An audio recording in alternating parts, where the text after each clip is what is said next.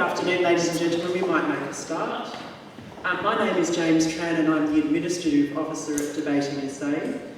Firstly, I'd like to acknowledge that we're meeting on the land of the Kaurna people, the traditional custodians of the Adelaide Plains. We recognise and respect their cultural heritage, beliefs and relationship with the land. On behalf of the Chair of the Board of Debating SA, Tony Huey, who unfortunately is not able to join us, it's my great pleasure to welcome you to the 2014 Debating SA Grand Final for the Open Division. Today is the conclusion to another great season of debating. I commend and congratulate all debaters who have taken part in this year's competition. I hope that along the way you have learnt and improved your skills in the art and craft of debating. Debating provides great opportunities to develop a wide range of life skills, such as research and analysis, clear thinking, teamwork, and seeing different perspectives on topical issues. I hope also you've had and developed a sense of collegiality with your teammates over the course of the season. Debating SA remains committed to supporting debating as a very worthwhile and valuable activity, a worthy worthwhile skill for our young people. This year we've had a massive 180 teams representing 47 schools across the government, Catholic and independent sectors. We've been honoured to have had the support and patronage of Mr Kevin Scarce for a number of years in his capacity as the Governor of South Australia, and we look forward to continuing with the new Governor, His Excellency Hugh Van Lay. All teams taking part in today's Grand Finals will be presented with a medallion of recognition at a ceremony hosted by the new South Australian Governor at Government House on Thursday the 30th of October, commencing at 5 p.m. I'd like to extend my sincere thanks to my colleagues Tony Huey and Sonia Lowen for their unstinting commitment and hard work in assisting with the organisation and running of this year's program, and in particular to Sonia for providing training and resources for schools. We thank the army of parents, coaches, teachers, adjudicators, families and helpers who have provided support in various ways for all of the debaters this season. We thank all of our host schools for so generously making the facilities available for the debates.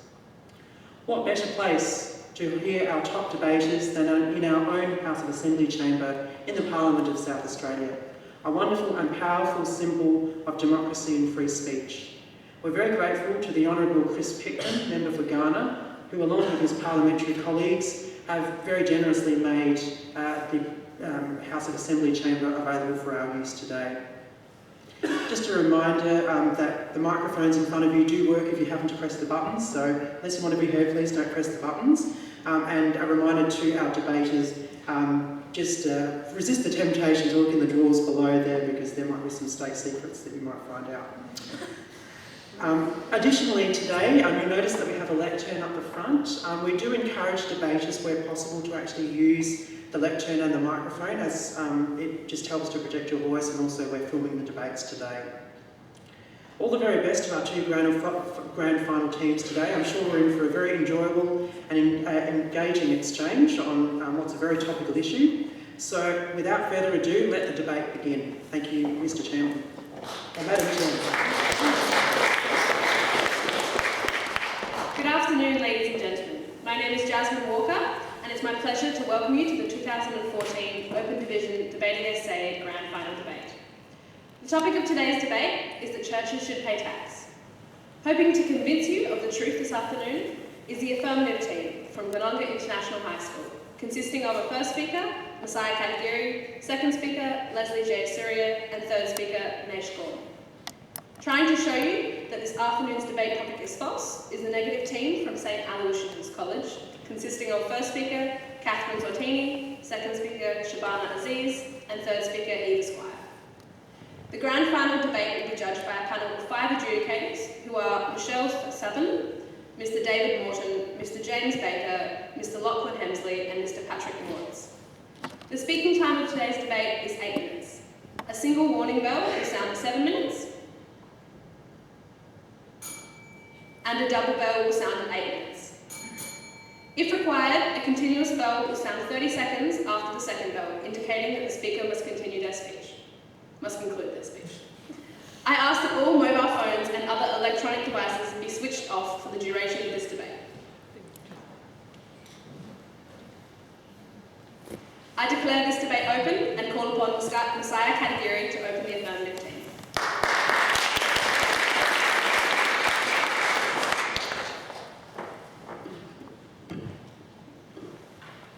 Good afternoon, Madam Chairman, ladies and gentlemen. The topic for this debate is that churches should pay tax. As affirmative side, we are strongly for the motion. We define churches as Christian organisations with the dominant purpose of advancing religion. We see should pay tax as meaning that it would be beneficial for society if the tax exemption for churches were to be removed. Such a model today is that churches should be subject to the same tax regulations as other organisations with a similar financial status. And for the purpose of this debate, we will be focusing on the tax regulations on Australian churches. Now, as the first affirmative, I will look at the topic from a historical perspective, arguing that in society today, churches cannot be described as charities, which is the reason why they are exempt from tax. My second point will be on how the tax exemption is unfair for other stakeholders, and hence for greater equity, they should be taxed. Our second speaker will focus on why taxing churches is socially desirable by looking at the tax system and the monetary transparency of it. Now, ladies and gentlemen, my first point today will take a historical perspective to the idea of charities and tax, and argue that churches should not be considered as charities. To understand why churches should pay tax, we need to ask currently why churches do not pay tax. Under the current Australian law, a church is classified by default as a charity, and by being a charity, the institutions are exempt from paying tax. The reason why churches are considered charities comes back to a declaration made in British common law all the way back in 1891 that Australia inherited. It was decided then that the advancement of religion was one of 4 charitable purposes. Any organisation dedicated to the advancement of religion is automatically defined as a charity. 120 years ago, the English society was almost unanimously Christian, and the notion of giving was associated with the cardinal Christian virtue of charity. But 120 years later today in secular Australia, situations are different. Charities can be religious, but being religious no longer makes the organisation a charity. Christianity does not have exclusive domain over charitable activities, and it is a logical fallacy to assume that because something is religious, it is therefore also charitable. And yet in today's society, this same archaic rule is still embedded in our law, and there's a reason why multi-billion-dollar organisations are getting away without paying a cent in tax. The advancement of religion is in fact the dissemination of a doctrine, not a charitable purpose. Whether or not it helps those to whom the religion is spread is a subjective judgment. And therefore, this clause stating churches are charities is not relevant to today's society.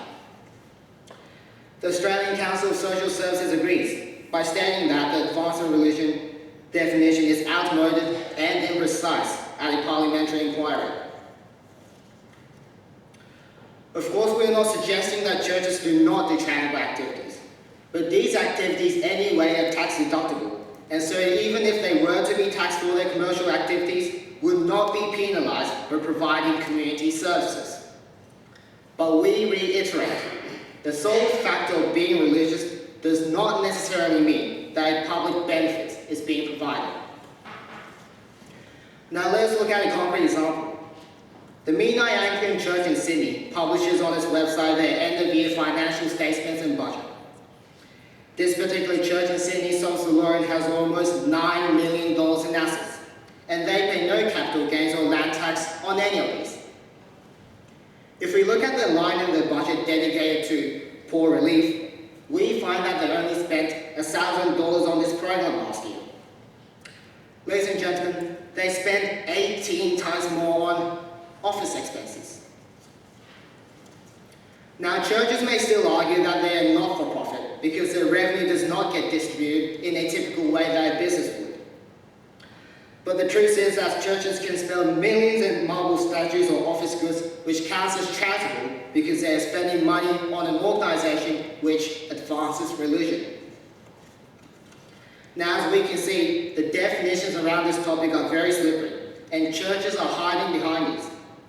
The facts are, though, that churches make millions of dollars in revenue, have millions of dollars in assets, and operate in a commercial function in the marketplace in a variety of industries, but still pay no tax whatsoever. In conclusion to our first point, charities do not pay tax, and churches are by definition classed as charities. However, this is clearly a contortion of the generally understood definition of charity, and is not relevant to today's society. And for that reason, the tax exemption should be removed. Following on my first point, we also need to question the equity of these tax exemptions from the perspective of other stakeholders in the sector. The churches manage hundreds of millions, some billions of dollars for investment, and operates on a wide range of profitable businesses, while at the same time, they enjoy from the luxury of being exempt from tax, even though their actions are very similar to those stakeholders in the market pursuing profit. And we can clearly see this from a few recent examples. Now this year, the Sydney Catholic Church was reported to have control over $1.24 billion, as released by the Child Abuse Royal Commission, while within their net assets were $207 million on real estate. A clear example of the unfairness of tax exemption against other investors.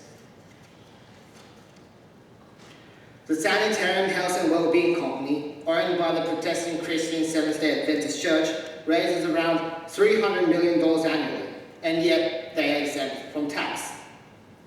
This is clearly unfair for other businesses that perform the same function but do pay the tax, only for the reason of not being churches. And of course, there's always the risk of these firms being kicked out of the market from such unfair competition. Ladies and gentlemen, these instances are a distortion of the original intention of the law exempting churches from tax back in 1891, which were intended for those institutions taking charitable beneficial actions to society. The application of this law nowadays are very inconsistent to what it was, is inequitable and unjust. Examples raised in our team's case span Catholic, Lutheran, Uniting, and Adventist churches. ABS statistics states that this accounts for 80% of Australian churches, and therefore the cases raised in our arguments are not the minorities. To add on, we are arguing the principles of churches paying taxes and the fact that the laws as they currently exist would allow this situation of commercial activity being tax exempt to occur signifies that churches as a category should pay the tax. Ladies and gentlemen, our arguments can be summarized in two simple statements. First, that we cannot define the church's actions nowadays under the name of charity, and second, that they are exempt from tax even though they act in a very similar manner to other stakeholders in the same sector.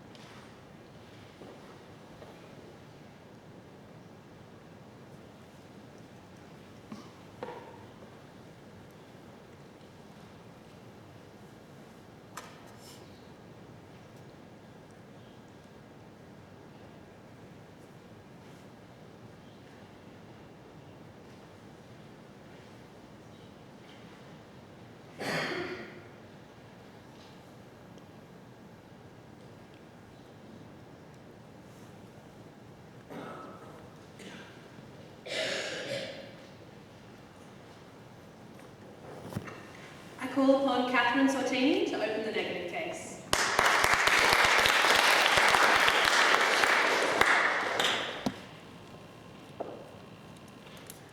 Good afternoon, Madam Chairman, adjudicators, ladies and gentlemen.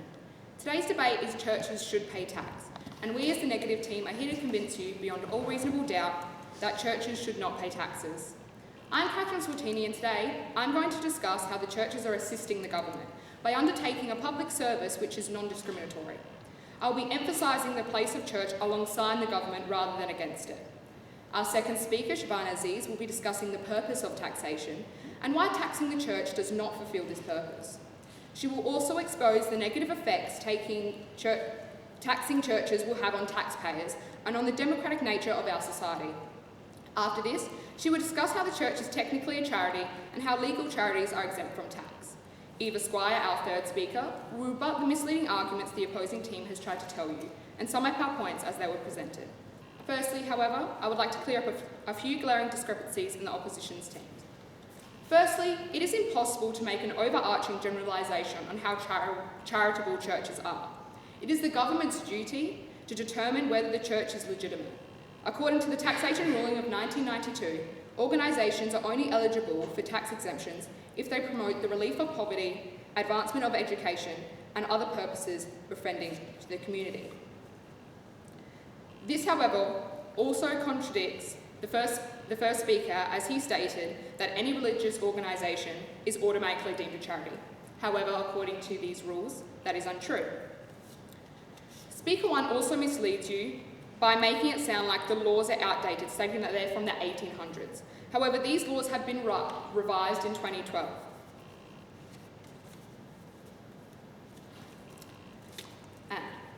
We agree with the affirmative team's definition, but want to reiterate that the church is a place of religious worship recognised by the Federal Australian Government.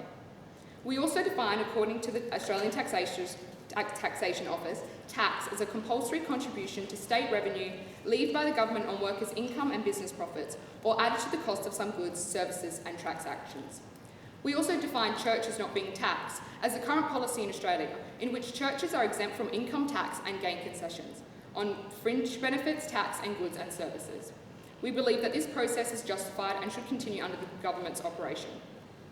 Firstly, we as the negative team believe that churches shouldn't pay taxes. This is due to the public services they undertake for our society, and the fact that this public service actually assists the wider community and therefore assists the government. The church work in ways which clearly benefit the government and that often go unnoticed by society. They provide public services that, without the church, the government would have to do. The church offers a public service that benefits and helps the government and makes our society fairer and equitable.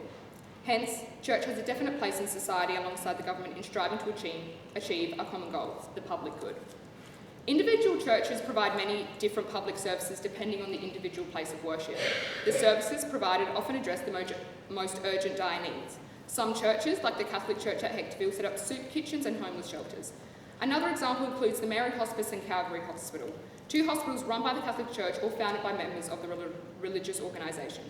Not only do these hospitals provide medical procedures and surgery, but they provide more space for patients who are sick but can't afford to have a hospital bed in the main hospitals.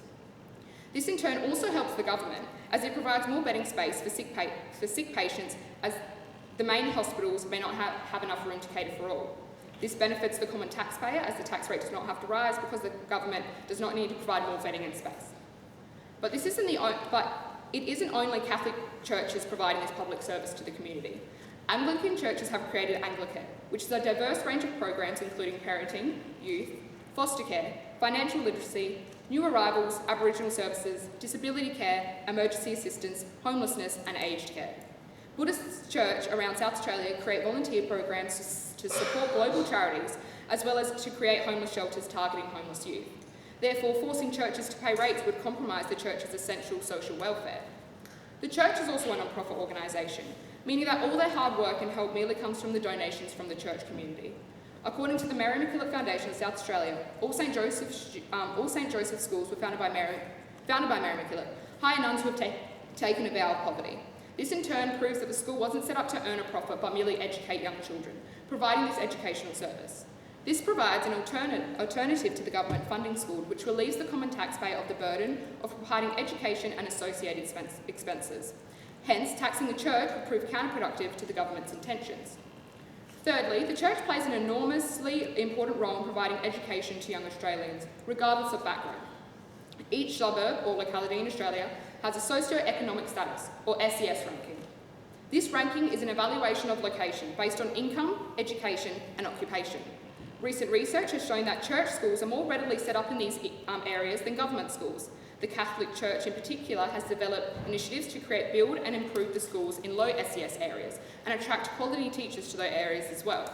The church works in partnership with the federal government to improve outcomes for young people in these low SES areas. The Low SES School Communities National Partnership is an agreement which shows that the federal government depends on churches to assist in raising outcomes for residents for poorer communities in Australia. Partnerships such as these show that the work of the church and the government coincide. They are not opposites fighting each other. Therefore, if the government begins taxing the church, it makes unnecessary indirect taxing. And lastly, paying taxes will also tarnish the idea the worshippers themselves have about the church. Those involved in church activities volunteer their time and donate goods from the goodness in themselves, and are driven by values of compassion and service to others rather than a monetary compensation. The church does not expect money from the government to help them do their charity-like work, and the government should not expect money from the church because the public service the church is doing is a way of paying tax. Churches exist as a place of worship and hospitality, places where people volunteer to help those less fortunate, and hence churches are clearly a non-profit organisation that exists to do good for the community. In addition to this, the church does not discriminate between religion, gender or race. It involves everyone in their volunteer work. It helps people who aren't affiliated with a religion gain education if they aren't able to, provides food to those who don't have any, and advocates acts of love and compassion to whoever needs it. Quoted from Catholic Church Archbishop Mark Coleridge, churches save the government large amounts of money by running education, healthcare and supporting the government and social welfare services. Taxing churches for helping and supporting the government in certain areas would be detrimental to a clearly valuable part of our society and akin to the government taxing themselves. Thus, the church should not pay taxes. Thank you.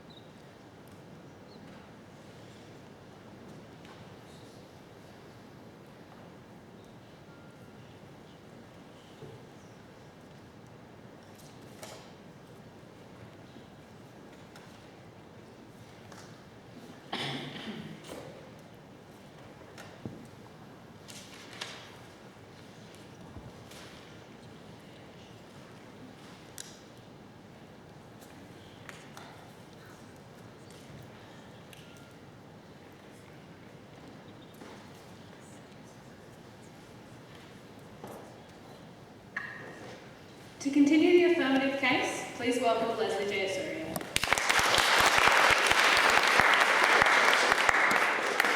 Good afternoon, Madam Chair, fellow debaters, ladies and gentlemen. First, let's launch straight into the flaws of the opposition's case. Firstly, we'd like to clarify that, in fact, we have all accepted that the definition provided by our first speaker, Messiah, is the one that we are using for today's debate. Now, the opposition first speaker brought up how it was wrong for us to believe that all religious institutions were tax exempt. However, ladies and gentlemen, there was a Charities Act which was written in 2013 and released just this year, which clearly states, and specifically, I quote, that advancing religion is considered as a charitable activity. And this specifically applies to churches whose main dominant purpose is to advance religion, and hence they are not expected to pay tax because of this particular clause. This is what our entire team is completely opposed to. And hence, as Messiah has clearly stated, this is not clearly a charitable purpose, as it's not directly relieving the less fortunate, and hence we do not believe it should be completely tax exempt. Now, the opposition's entire case has cited many good things that churches have done, And we would just want to say we recognize that churches do a lot of good for society. However, we also want to recognize that all the charitable actions done by the church is in fact tax deductible. Just like how any kind of individual or business that donates to charity or does charitable things is considered as tax deductible. We are not opposed to this idea, and we do not want to hamper the church's ability to be charitable. However, we are against the idea that churches can write off teaching religion as essentially just a tax deductible thing when they're not directly relieving the less fortunate or helping them in any way. Messiah has just discussed how there should be a graduation of churches from this automatic gratification as charities. I will continue to prove to you that churches should pay tax by addressing the social desirability of taxation and the necessity for transparency. Now to my first point today. Churches should pay tax because all that are able should be contributing to the common good of society. Before I elaborate further, it is necessary to first ask, why do we pay taxes? Money gained from taxes gets redistributed through various public services that aim at maintaining and improving conditions in society. Simply put, we pay taxes because it is socially desirable. Despite the moans and groans from most taxpayers, year after year we entrust the government with our money because we know it improves the welfare of our nation. However, what tends to fall outside of the government's care tends to be the less fortunate, those suffering from severe life conditions such as extreme poverty. Hence, only charities are completely tax exempt because their dominant, if not only purpose, is the raising and dispensing of funds for the less fortunate. As Messiah has stated, churches were considered charities because Christian values were synonymous with those of charities. However, ladies and gentlemen, we have clearly reached the day and age where this is not enough. We only need to look at the history of churches' property ownership and investments to see the truth in this statement. According to the Sydney Morning Herald, in 2000, the Uniting Church of Australia bought a property for $75 million, completely tax-free. The share registers of the top 100 richest Australian companies will reveal investments made by churches. There are clearly many churches that are transferring their income to the richer sectors of society at the expense of those less fortunate. Is this the kind of institution we really want to call a charity? By allowing these high profit-making churches to continue being tax-exempt, we allow them to proceed under the guise of charities solely because they are in the business of religion. The whole reason we have our taxation system in the first place gets thrown out the window as optimal social welfare is completely being forfeited. And why should this effective system be jeopardized? Because of the religious nature of churches. Even churches themselves recognize the socially desirable benefits of tax. The National Director of the Uniting Church of Australia states that tax is the price we pay for a decent society. It is clear that it is socially desirable if institutions outside of charities pay tax, and one only has to look at the church's spending to see that they are not charities. Now to my second point. We should make churches pay taxes in order to create a greater transparency of their accounts. Another factor that sets churches and charities apart are the assessments of their financial earnings. The ACNC, Australia's Charities and Not-for-Profit Commission, have the responsibility of assessing the status of organizations. Charities must undergo a thorough screening process whereby they must submit their financial reports annually. However, for churches, this part is merely optional. As a result, the inflow and outflow of the church's income have been ambiguous, with only recent child abuse cases compelling the church to submit information. And both Messiah and I have shown you that enough information has certainly been produced to raise doubt over this automatic consideration of churches as charities. We need transparency, ladies and gentlemen. It is time to clear this haze of doubt that has been cast about churches, allowed to thicken solely because of the religious nature of their work.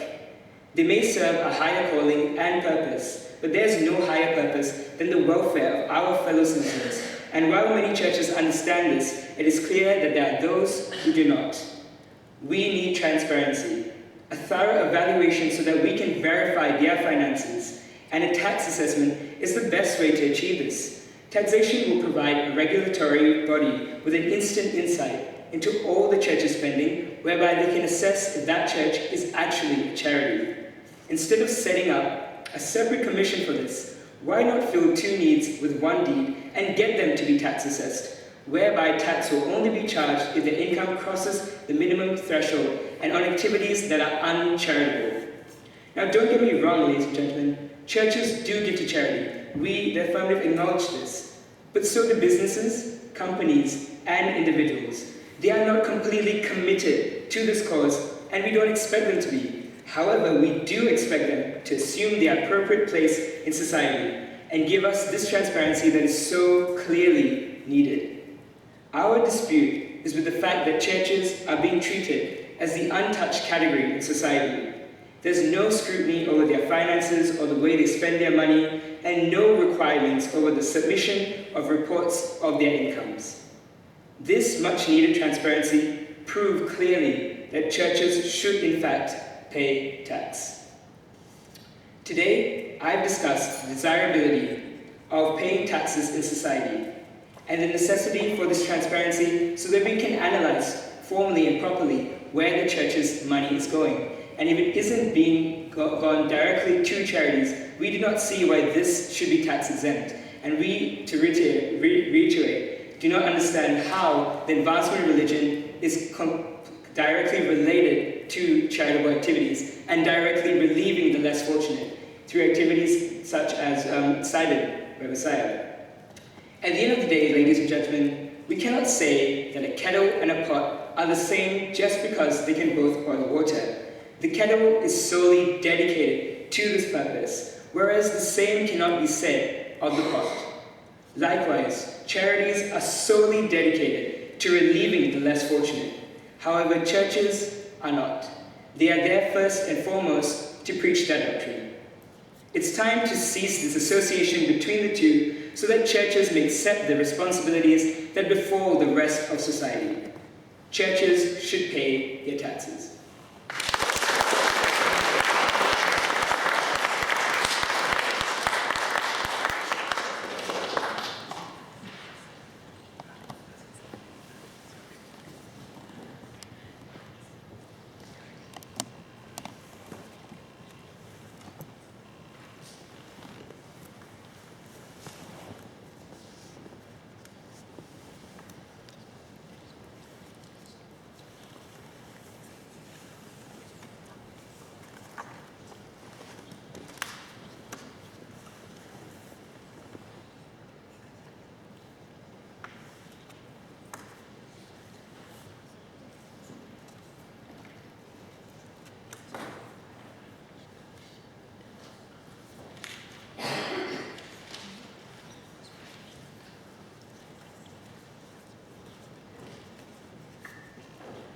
To continue the negative case, please welcome Shabana Aziz.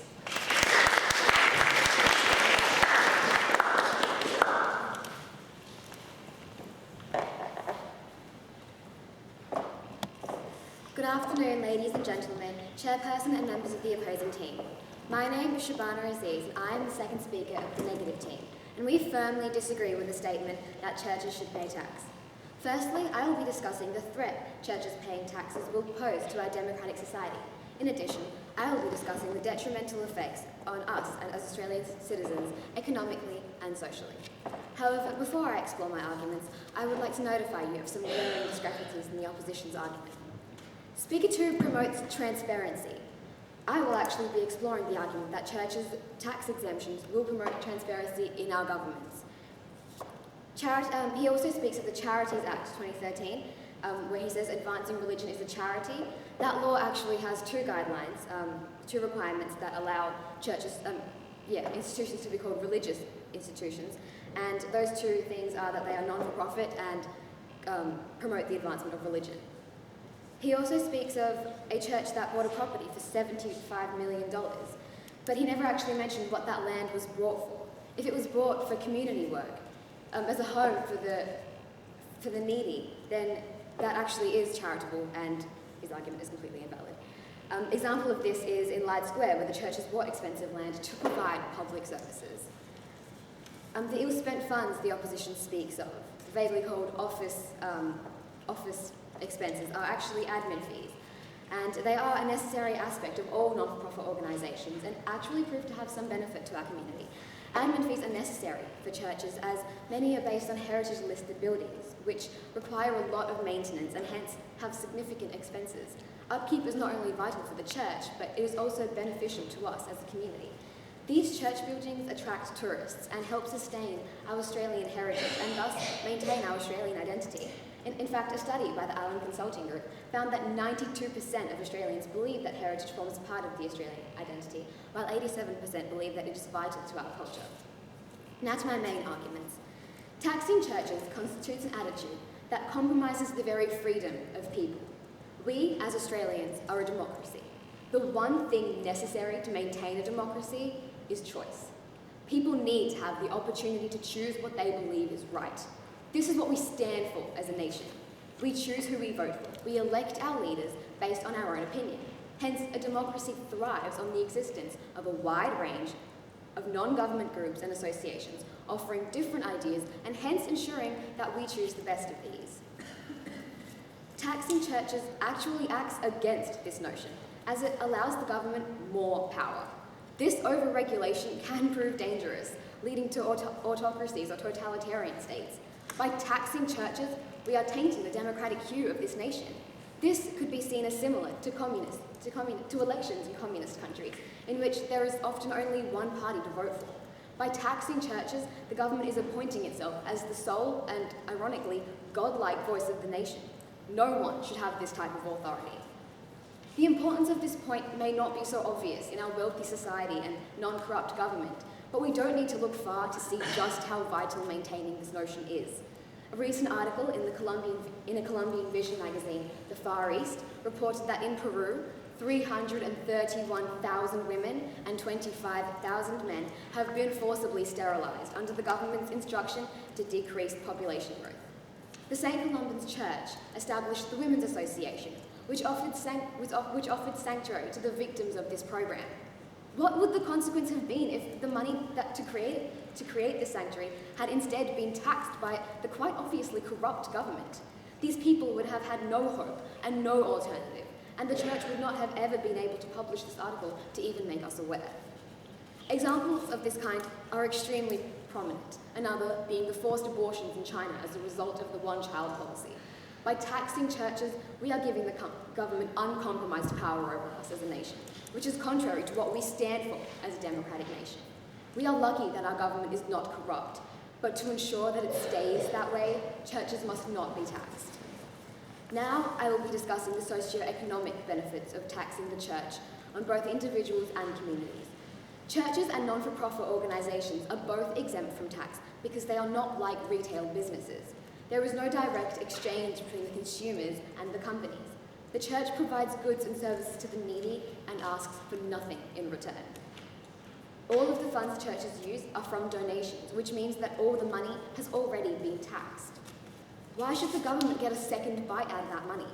Wouldn't those funds be better spent on the people that need it in our community? When we donate our money to charity, we want all of our money to go to the people who actually need it. I have highlighted the importance of admin fees in regards to the church, but no similar benefits are reaped from community donations going back to the government. Forcing churches to pay tax will cause detriment to Australian society. We defined tax as a compulsory contribution to state revenue.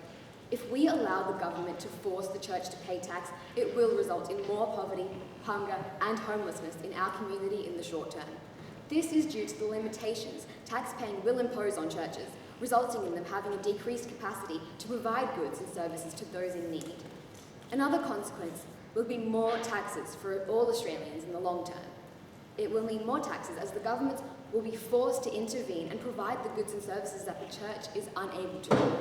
This will mean that taxpayer dollars will be going towards charity work when the donations received by the church should be able to do the job if the church isn't forced to pay tax. Churches should not pay taxes. It will compromise our democratic rights as Australian citizens. It will disadvantage us socially and economically. It will mean more work for the government and more tax paying for all Australians. My team and I firmly disagree with the statement that churches should pay tax.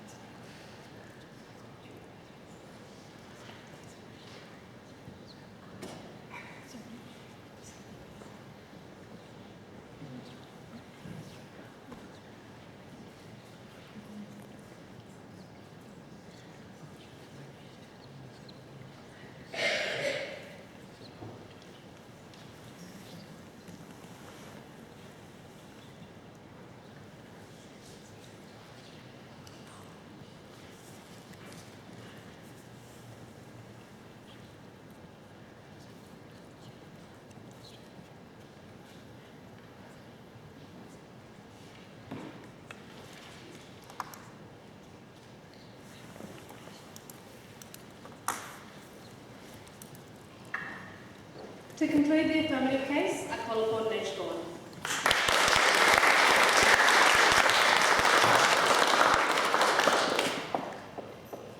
Good evening, ladies and gentlemen, Madam Chairman.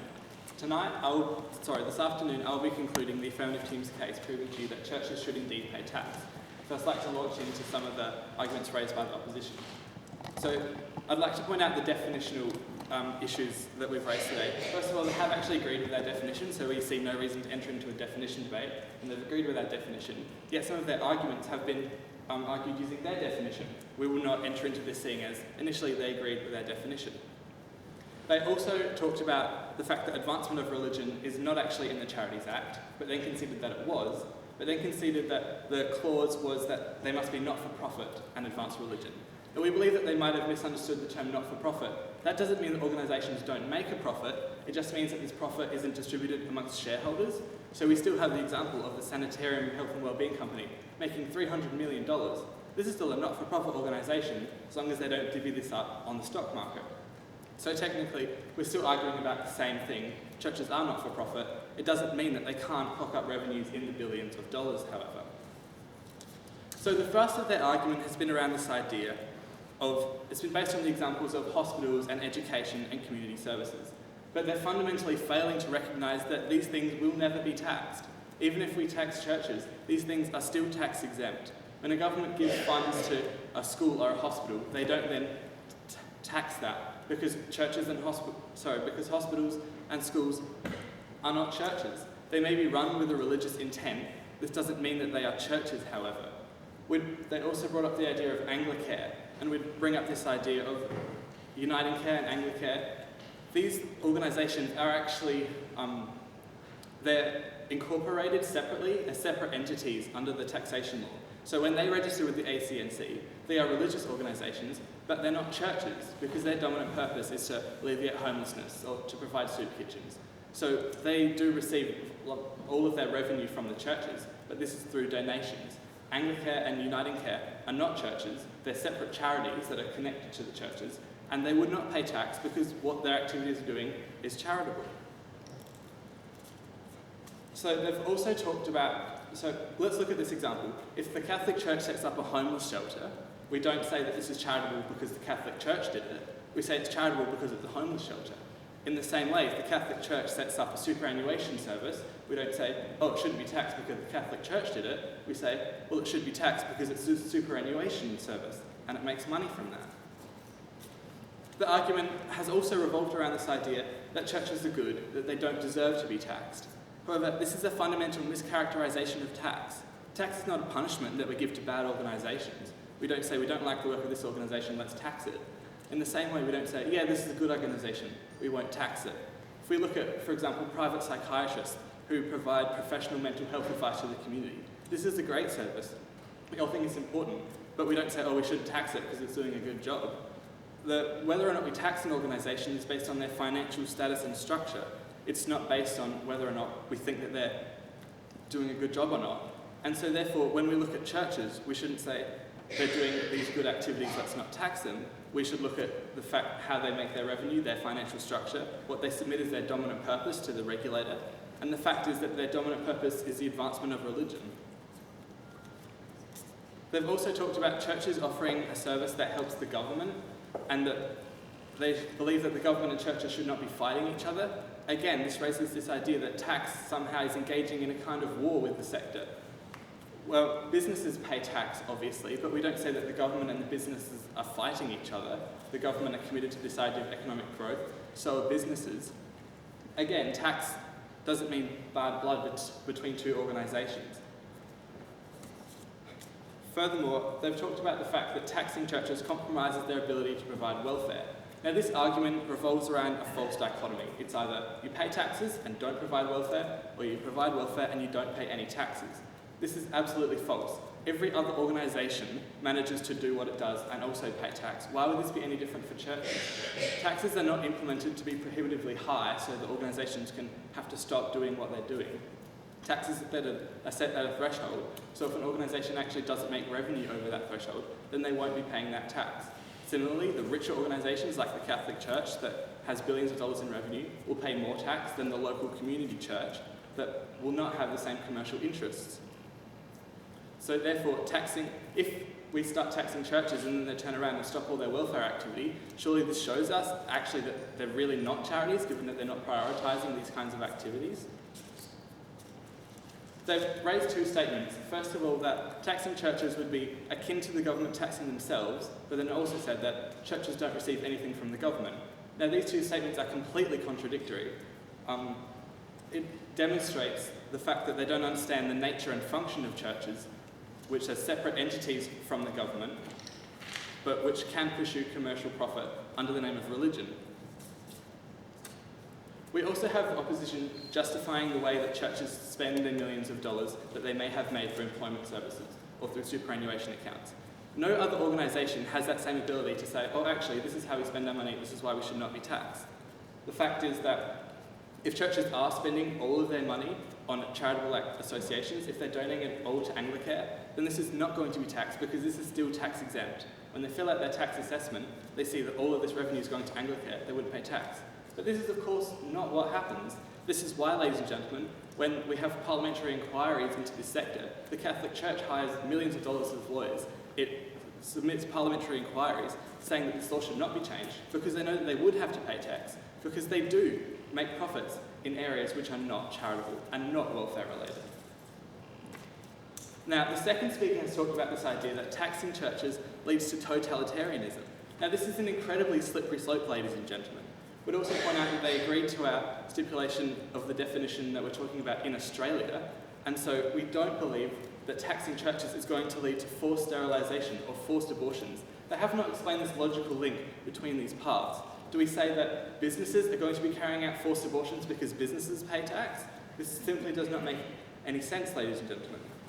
Also, if this is the case, if taxing organisations reduces democracy, why is it that only churches should be exempt? Do they also argue that no organisation should be taxed? Again, they have not explained the logical link between these arguments. Now, this afternoon, our first speaker, Messiah, has delved into the history of the debate, exposing the fact that our current laws originated from 1871 and is in fact not relevant to our contemporary society. He furthermore went on to state that the advancement of religion, this is an unjust exception that disadvantages other stakeholders in the sector. Our second speaker, Leslie, clearly outlined the benefits of tax to society and discussed the benefit that is lost when we don't tax churches. His second argument highlighted the transparency and accountability that can be brought to the sector by taxing churches. So, ladies and gentlemen, arguing that churches should not pay tax is arguing for a discrete and separate category, available only to a specific form of religious belief, whereby all the operations of that organisation are declared as being exempt from tax. Ladies and gentlemen, the affirmative team wholeheartedly rejects this statement and believes that churches should pay tax.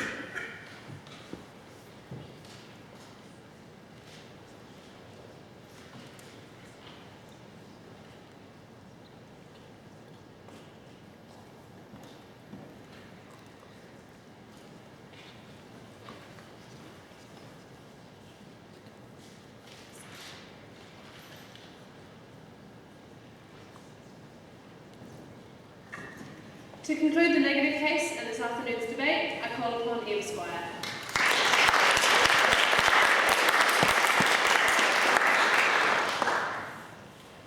Ladies and gentlemen, Chairman, Adjudicator and fellow debaters, my name is Eva Squire and today I'm the third speaker for the negative team.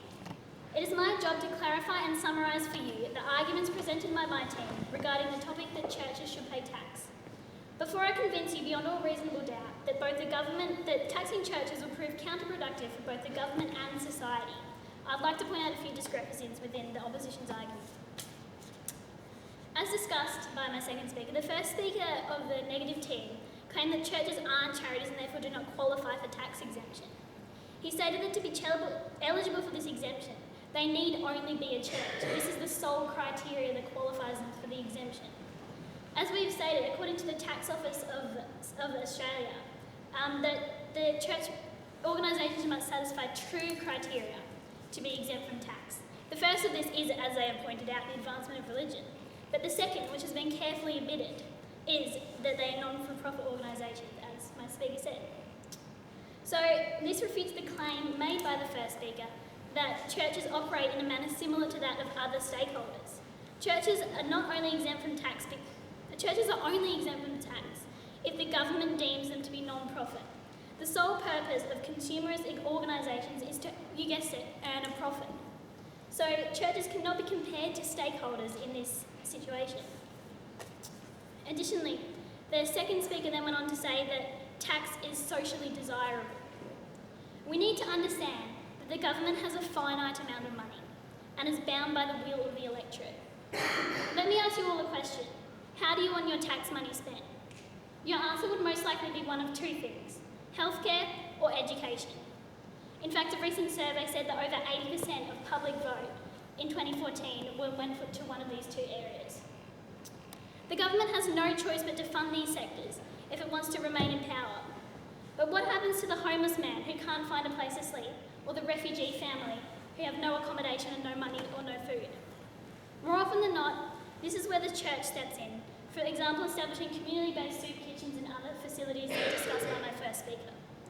Tax is socially desirable for the majority, yes, but what about the minority? The church is free to address the minority's problem because it is not bound by the pressures of political survival. You may say that just because they're the minority, therefore that's how a democracy operates, on the will of the majority. Look around, ladies and gentlemen. You observe a paradox. Most of us are part of a minority. Some of us are disabled, some of us are of lower class, some of us have red hair. Benefiting the minority is benefiting the minority is benefiting the majority. It is not socially desirable to tax churches. It is socially desirable to benefit everyone. The argument of the second speaker revolved around the fact that there's not enough scrutiny in the government to exempt church from taxes. I really just don't see the link between the topic and this point. I almost agree. I agree. I'm just going to say it, that there should be more scrutiny in the government. But this doesn't mean that if a church is then proved valid, it shouldn't be tax exempt. What if it went the other way, ladies and gentlemen? What if all churches were taxed without seeing if they were charitable?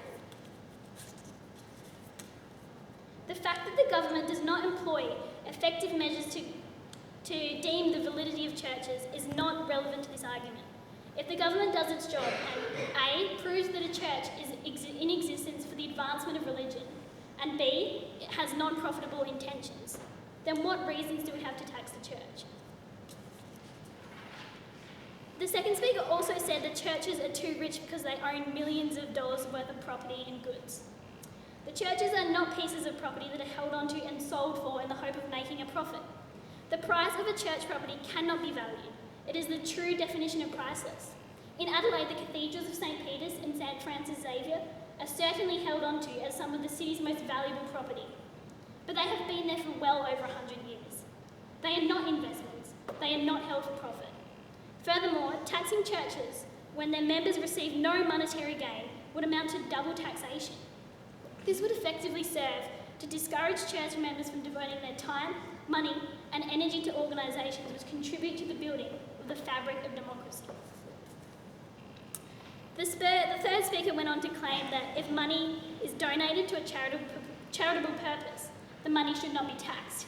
I think he used, in his words, that a homeless shelter isn't taxed because it's a homeless shelter, not because it's Catholic. I just want to bring up the point that if churches are taxed, how are they going to start these organisations in the first place? Where are these systems going to come from if the money's already been taxed? There needs to be some sort of initiation, and the church is providing this in sectors the government can't obtain. Finally, final rebuttal is that, I've got one more actually, is that the advancement their central theme of argument was that the church should not be exempt from tax solely because its purpose is the advancement of religion.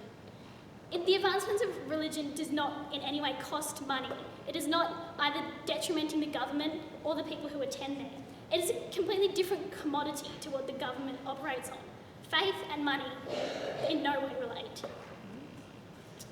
And the third speaker states that there's no logical link between totalitarianism and taxing churches. This is not what we as a team are trying to argue. We are trying to claim that having a choice and freedom of speech is what's necessary. As we heard here earlier, we are standing in a symbol of democracy, of freedom of speech. It's necessary to society to have churches who provide this unique view and are open to criticise the government so that we do not descend down the slippery slope into corruption. Now is my opportunity to summarise my team's arguments as they were presented. My first speaker, Catherine, explored the unique and unquestionable position the church has in society and how this assists the government. She identified the fact that the church and the government have a common aim to provide a public service. Hence, taxing the church would prove hypocritical and unnecessary on the government's behalf. Churches earn their tax exemption by contributing to the public good through a variety of means. Furthermore, the government is bound by the will of the public. It must respond to only the most popular cases for political survival. My second speaker, Shabana, clarified the necessity of not taxing churches for the survival of democracy. Most people see the separation of the church and the state as a way of ensuring government legislation is not based on any kind of religious belief. However, it is crucial to remember that it is a two-way distinction, and ensuring that churches are free to exist lessens the threat of corruption and totalitarian government. In recent history, the corruption of state has been a far greater evil than the corruption of the church. If we want to prevent the kind of corrupt autocracy she spoke about, we need to maintain the democratic nature of our societies, and it is imperative that this is obtained by not taxing the church. In conclusion, churches are upholding a place in society that cannot be replaced by the government. They operate in a sphere that is free from the pressure of opinion polls and the compromises of political negotiations. Churches might be open to corruption and abuse, but so too are governments. The existence of a church that is free from the clutches of state is a hallmark of democracy and the basis of a free society. So the next time you hear that churches shouldn't be taxed, don't roll your eyes and say, oh, for God's sake. Take a closer look, ladies and gentlemen, and you find that no, it's not for God's sake, it's for your sake.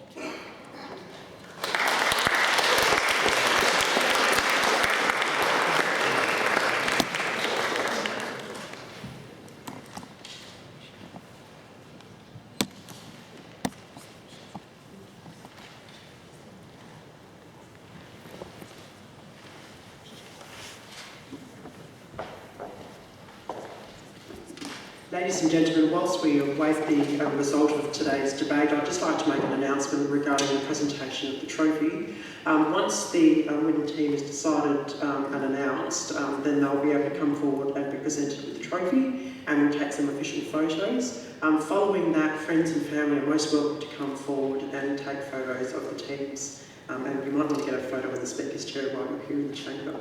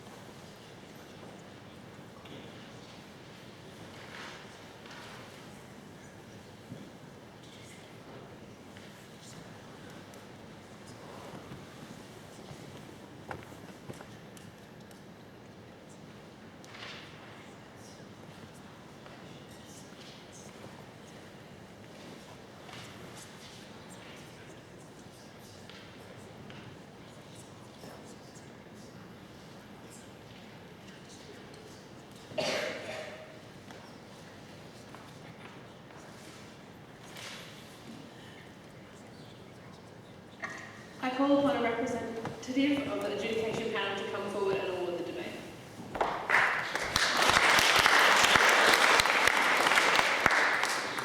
On behalf of the debating SA, congratulations to both teams. Well done. It's been a sensational debate for the grand final, and you both deserve to be here. So one more round of applause, please.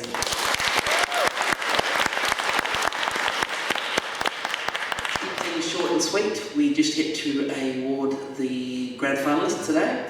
And the decision tonight, for the first time, was unanimous. The decision for the debate goes to the affirmative. So well done.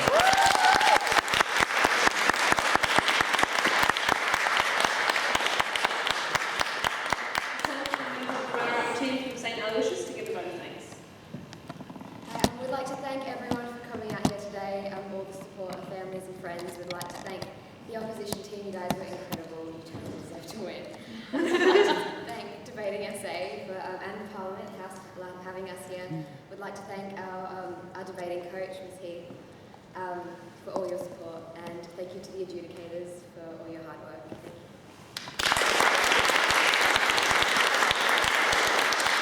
I call upon a member of the winning team to second that vote of thanks. Yeah, just like to second what the opposition has said. I'd like to thank the adjudicators for for all the work they put in throughout the year. It's really valuable. I'd like to thank everyone who's come to support today. That's always great to see so many faces in the crowd. Also like to thank the administrative powers behind Debating SA. Like so much work gets done behind the scenes, and in particular James Tran. Like for the 5 years that I've been debating, every year it always comes back to me just such an appreciation for the amount of work that you do. But most importantly, I'd like to thank the opposition for the really great debate today. It was fantastic seeing what arguments you put up, and you did a very good job, so thank you.